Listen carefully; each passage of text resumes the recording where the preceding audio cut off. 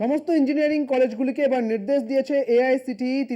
তাদের যে নির্দেশ তা হচ্ছে ইংরেজি ছাড়াও সমস্ত স্থানীয় ভাষায় প্রশ্নপত্র তৈরি করতে হবে, এমনটাই নির্দেশ দিয়েছে এআইসিটিই। সমস্ত ইঞ্জিনিয়ারিং কলেজে এখন পর্যন্ত যে ইংরেজিতে যে প্রশ্ন হতো সেই প্রশ্নপত্রের বদলে এবার ইংরেজি ছাড়াও যে স্থানীয় ভাষা রয়েছে সেখানেও সেই ভাষাতেই এবার প্রশ্নপত্র করতে হবে, এমনটাই নির্দেশ দিয়েছে এআইসিটিই। বিভিন্ন ইঞ্জিনিয়ারিং কলেজ অর্থাৎ রাজ্যের সমস্ত ইঞ্জিনিয়ারিং কলেজকেই এই নির্দেশ দিয়েছে এআইসিটিই। ইংরেজি ছাড়া স্থানীয় ভাষাতেও প্রশ্নপত্র করতে হবে। এতদিন পর্যন্ত এই ইংরেজি ভাষাতেই ইঞ্জিনিয়ারিং কলেজগুলিতে এই প্রশ্নপত্র করা হতো এবং দেশের সমস্ত ইঞ্জিনিয়ারিং কলেজগুলিকে যে নির্দেশ পাঠানো হয়েছে এআইসিটির পক্ষ থেকে, সেখানে বলা হয়েছে যে ইংরেজি ছাড়াও সমস্ত স্থানীয় ভাষাতে এই প্রশ্নপত্র করতে হবে।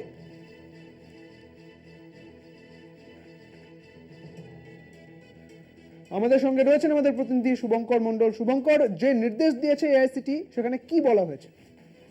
দেখো, তোমায় জানিয়ে রাখি যে দেশের সমস্ত ইঞ্জিনিয়ারিং শিক্ষা প্রতিষ্ঠানগুলোতে ইতিমধ্যে এআইসিটির তরফ থেকে নির্দেশ গিয়েছে যে আসন্ন যে পরীক্ষা হওয়ার কথা রয়েছে বা যে পরীক্ষাগুলো বিভিন্ন কলেজগুলো নেবে, ইঞ্জিনিয়ারিং বিশ্ববিদ্যালয়গুলো নেবে, সেখানে যেন প্রশ্নপত্র ইংরেজি ভাষার পাশাপাশি সেখানে স্থানীয় ভাষায় প্রশ্নপত্র করা হয়।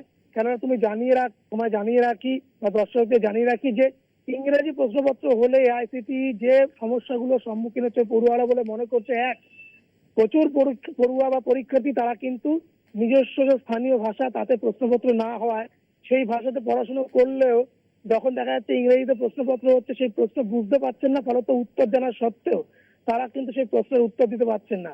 2 নম্বর, একজন মানুষের কিন্তু তার ভাষায় তার বলা যেতে পারে ঐতিহ্য সংস্কৃতি, সেইখানে দাঁড়িয়ে সেই ভাষাকে অবশ্যই প্রাধান্য দরকার বলে এআইসিটি মনে করছে।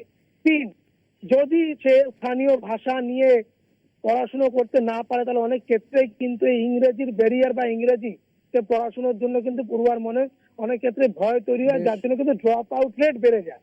হয়তো এই দিকগুলো বিবেচনা করেই কিন্তু তারা বলেছেন যে অবিলম্বে আসন্ন যে পরীক্ষাগুলো সেখান থেকে যেন ইংরেজির পাশাপাশি স্থানীয় ভাষাতেও প্রশ্নপত্র করা হয়।